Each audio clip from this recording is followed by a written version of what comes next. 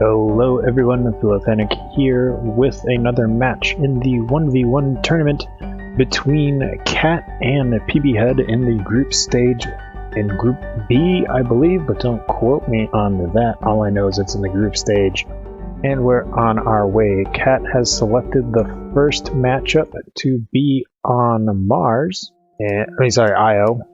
I can recall my planets correctly, right? First matchup is on Io. Unfortunately, I don't have access to tournament mods, so I don't have all my casting tools that I normally have on next version. But we do have expansive, robots, scientists, and elites. So it'll be interesting to see if any of the new elites will be played in a 1v1 format. They seem to be quite strong on next version in 4-player FFAs, but I personally have not seen very many 1v1s.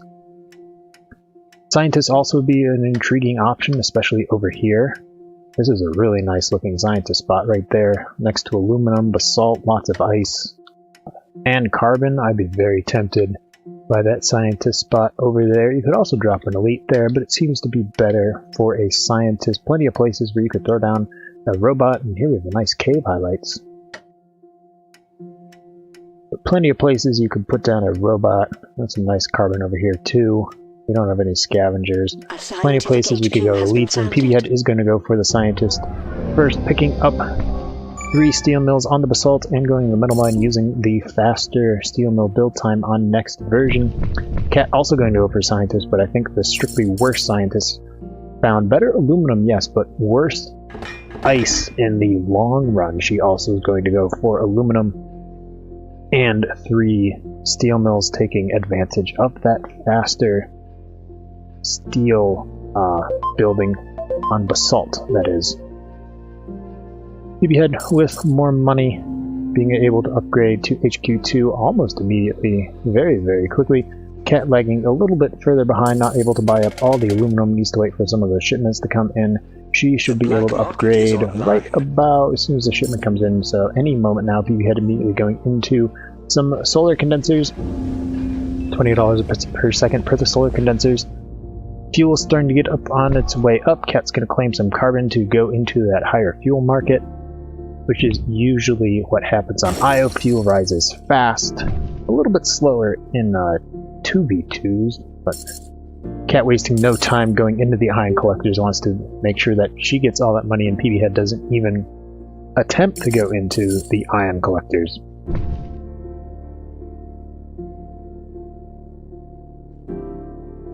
Pardon me for a second. Just need to clear my throat so I can continue talking. PBHead still has a bit of a lead in terms of cash on hand, but it's only $4 buying up into the glass before Kat is able to, so that's going to help PBHead get to the upgrade a little bit faster and hinder Kat just a little bit. Kat is making more money per second on these ion collectors, though, is selling it all down immediately. I guess she wants the cash now instead of later, and immediately going into HQ2 Patent Lab, probably going for transparent aluminum, and going to abuse that to get the upgrade to HQ 3, 4, and 5. Transparent aluminum received a small nerf. Yes, there we go. Transparent aluminum already for Kat. Transparent aluminum received a very, very, very small nerf in this patch in terms of reworking how the space elevators work, but it is still extremely powerful for upgrading and probably too strong for its cost even still, especially if you can just pay 2k to get it, and then the 4.1k that the patent lab costs along with another 3k, it'll pay for itself very, very quickly. PBHead going for some remote nuclear plants here. Interesting choice. There's still more basalt over there that PBHead could use, and PBHead using the goon. That's right. Kat didn't need to pay for this goon. She paid for one of the 2 goons. That's right. Scientists do start with a goon in the next version instead, just to give them a little bit of a boost along with the basalt building changes on Isle. We'll have to see how that actually works in practice. PBHead going for some chemical refineries. Kat going into more power than PBHead is. Kat also finding with less that Kat may be able to earn some power money. She's at least going to be able to kill the power market entirely. This patent lab sitting here not doing anything. I wonder if she should get thinking about getting superconductor. Does have just enough money to do that. Also, one more claim in the bank for Kat to use. This nice ring here on the basalt is immediately shut down by PBHead with the power surge. PBHead moving into some farms. We had $53 per second on a farm, but let's see how transparent aluminum is doing for Kat. So PBHead to get the upgrade, 23k. Kat to get the upgrade only needs to pay 21k total, so it's actually not working out so well just yet, but over time, as glass continues to increase, there's superconductor coming from Kat. As glass continues to increase, the strength of transparent aluminum is only going to grow even larger. Transparent aluminum means this one single nuclear plant's earning $600 and change per second, as power is no longer falling since there's only 2 plants online at a time. PBHead's not even making enough power to cover the entirety of his costs. So Kat is going to start earning $1,000 per second in power money once both of these plants come online, and that's going to drop rather rapidly. She's going to kill the price of power pretty quickly, but also going to start to jump into a nice lead here using the scientist goon and advantage for getting faster patents to great effect on IO. PBHead forced to move into some glass to get the upgrade. He's kind of stalling out a little bit, doesn't actually have enough fuel for these water processors. Kat purchasing into a bunch of fuel, not selling it once she realized that PBHead was in water processors without any ion collectors. Virtual reality. Interesting auction. We haven't looked at the colony. Where is it? Over here. It's a power colony with only 2 pleasure domes, so it actually wasn't worth that much. Maybe worth more than $4,000, but not too much more than $4,000. Simply because there aren't very many pleasure dome habitats to put a pleasure dome next to at the colony. PBHead going into a second nuclear plant just as power is completely dead and Kat's rotating out of power. That seems to be a little bit of a misplay to me. These water processors are still feeding Kat a good amount of money in the terms of buying 2 fuel per second off of the market. Fortunately, we can't. The hover's still not working, so I guess that patch that Soren was talking about earlier today didn't happen. Kat going into goons, completely gooning off the 2 sides of her power, and her basalt, now moving back into power. Kat being in 2 power plants makes sense because she earns a lot more than PBHead does thanks to the superconductor, and Kat wins. PBHead conceding, deciding that he's just too far behind Kat, 47 to 4k lead, and that's just abusing transparent aluminum, which I still think needs to be nerfed just a little bit. And by nerfed, transparent aluminum is way too good to be a 20 chemical patent. At least needs to be a 60 patent, even with the changes to the space elevator and aluminum. I think Kat right here is just showing how broken of a patent it still is on IO. We can go look at the production and the sales, and we can see here that PBHead had to purchase 15k glass, while Kat purchased no glass whatsoever. She only purchased 2k aluminum and sold 3.3k aluminum there. So transparent aluminum doing quite good work for Kat, even though they're only at HQ4, and it would have done even better work once both players were outside of HQ4. But I do think that does summarize up the game. Transparent aluminum along with a couple other patents for Kat, and then PBHead going into some misplays with the nuclear plants and the water processors. Kat being able to use that is the summary of this game. So this is a 2-game series, so that was game 1. We're off to game number 2. Game number 2 between Kat and PBHead in the Group B stage of the 1v1 tournament. Kat Kat took game number 1 on IO, using or abusing, depending on your perspective, transparent aluminum in a science versus science game. This time PBHead has chosen Mars as a location, and we have expansive robots, scavengers, and elites for Mars, and there's a pretty nice scavenger spot over here. Plenty of high carbon next to some water, not too far away from aluminum or the geotherm. The only problem is silicon is a little bit ways away, but actually not too bad at all. The question is, what is the second best found here? All the iron is over here, and PBHead's going to decide that founding by all the iron over there is actually the way to go. Kat also going for a robot up here in this location, the double lows. There are nukes, so I suppose that's why Kat decided not to go for a scavenger, but this is so much carbon, I don't think it would actually have mattered too much at the end of the day. But both players able to upgrade HQ2 quite quickly. See Kat going for some water, and then a whole bunch of metal. I suppose steel did start at half, it looks like, and iron double or normal price. I wasn't completely paying attention to that, so I'm not entirely sure. Cubic going for some adjacency boosted inputs, robot input bonus. Steel mills going for some elemental quarries, a water, and then all the way over here for the aluminum. PBHead chose his robot spot first, and how much did he pay for that? 18k? I'm not sure that spot was worth anything near 18k, especially the scavenger spot in the middle, to be perfectly honest. But then again, they are the players who play in the 1v1 tournament, and I just comment 1v1 tournament, so we'll just have to see.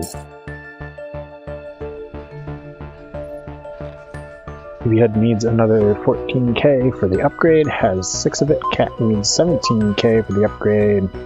I guess the upgrade's just increasing in price. 13k, 14k, yeah, the upgrade's fluctuating rapidly, but as we can see, both players near each other a little bit. Kat moving immediately into these very profitable greenhouse farms with double adjacency from the water pumps, so plus 75% adjacency bonus. If you're new to Off-World Trading Company, remember this adjacency for inputs only works for the robotic HQ. It does not work for other factions, but you do need to abuse it as Robot Kat. Purchasing a bunch of water and going into a stockpile from her 2 water pumps, and then immediately moving into 2 greenhouse farms, which is one of those little tricks that you can do. Power is rising very rapidly, and that's why Kat's deciding to go for a geothermal vent on HQ2. Steel's so cheap, so it doesn't really matter that much. Steel's been sold down, so the upgrade's only 9.2k. There has been some sabotage on PBHead's farms, which are interestingly not next to his base. Now, one of those was the silicon tile, which I'm not entirely sure why PBHead went for that silicon so early. Maybe thinking about going into glass right away. It is a electronics colony, so I guess PBHead just wanted some money, but that means you get the awkward situation where your greenhouse farms are just away from your base. Kat upgrading to HQ3 first. Extra claim auction. This should go for a decent amount, somewhere in the mid-20s, 24 for PBHead. 28k for Kat. Kat can definitely afford it with only $17,000 in debt. PBHead picks it up for 32k. PBHead does like his debt. Maybe not as much as normal, deciding to go into a solar panel and then a glass kiln. The solar panel to just keep that debt a little bit in control, and then for the boost for these steel mills and glass kiln. This is a really easy place to EMP though. Kat instead deciding to goon the geothermal plant and then move into a pair of wind turbines. Power is so high that moving to these wind turbines shouldn't be too much of a long-term issue, even with PBHead mutinying them, and even if the game does last very long. They're so quick, such a quick shipment to the base that it doesn't really matter. I would like seeing farms or some sort of other production building on top of this cliff right next to the HQ is much preferable to seeing PBHead's farms that many tile, what, 4 tiles away from his base. Well, PBHead's already in CDAT on HQ2, the Cat HQ3. Needs another 14k to get the upgrade, only has 6 of that 14k, so this is already going to be pretty rough. Now transitioning back into those elemental quarries. I'm not even sure how, if the glass kiln farms paid for themselves in terms of the glass it took to construct them. 2.4k. Well, if they got 1 shipment each, they should have paid for themselves, but PBHead is pretty far behind. We have some mutiny wars for the wind turbines here. And you can see PBHead, CDAT, and 15k behind Cat already on Sol 3. That's not the place you want to be in a 1v1. PBHead's not really, like, if you're trading debt for cash, that's understandable, but PBHead's just been trading debt for debt. Hasn't really done anything with the increased debt here, and I'm a little bit worried about that. Still stubbornly only in the 1 solar panel. Might need to be in another solar panel just to control the debt, not going for any resources that make a lot of money. There isn't that much on the board that honestly does make lots of money other than power, and PBHead's just completely giving that market over to Cat, other than, you know, mutinying this wind turbine. But no challenge there. Now with this dynamite, PBHead only has a limited amount that he can actually bid it up. One winning for 12, so that puts him 2k away from the D-Det cutoff, and there goes D-Det. Has a dynamite, could blow up this other wind turbine, probably wouldn't be a bad idea, but doesn't know where Cat's goon is. That's the word I'm looking for. Cat upgrades, has an EMP of her own, throws it back at PBHead, securing the knowledge that PBHead can't attack back. PBHead did decide better to go into solar panels, and those are going to be the first target, so PBHead does have to move into solar panels over here. But it might be too late. This is already a sizable amount of debt that PBHead has so early at Sol 3. 59k, 63k to get to upgrade HQ4, and Cat already sitting here with 48,050k in the bank ahead of PBHead right now. So PBHead upgrades, and then Cat's just going to be able to buy him right out. So PBHead is definitely not in an enviable situation right here whatsoever. Going to need to come up with enough money to defend himself and enough money to make the upgrade. Well, that D+2 get tick's not going to help whatsoever. PBHead, the only thing good about his stock price falling down is PBHead actually might have enough to defend himself before Cat can purchase him. But Cat does have an EMP stored up, spied out the solar panels. The wind turbine's been destroyed, but it's a little bit late for that. So night is going to turn today. These solar panels are going to be EMP'd right about now. Oh, come on, Cat. There we go. Slightly behind schedule. PBHead not quite enough money to defend himself, and decides to surrender, making this a very short 2-game series, which Cat won 2-0. Well played to Cat. I'd be interested in what PBHead's rationale was for taking this found at 18k when I would have thought the scavenger spot would have been better. Interesting to see that, but also just going into too much debt. 16k for that founding location. If it was an okay better founding location, that'd be perfectly fine. It would have been a steal. But PBHead needing to purchase 79k power right there. That with interest. How much interest did we get? 61k interest charges. Not fun at all. That'll kill you, especially in a 1v1 game against a good opponent where there's very limited ability to recover. Well, I don't think we have any more games set up on the docket, so this will be a very short stream. Thank you for tuning in, everybody, even though you were silent. Evil Fennec, signing out.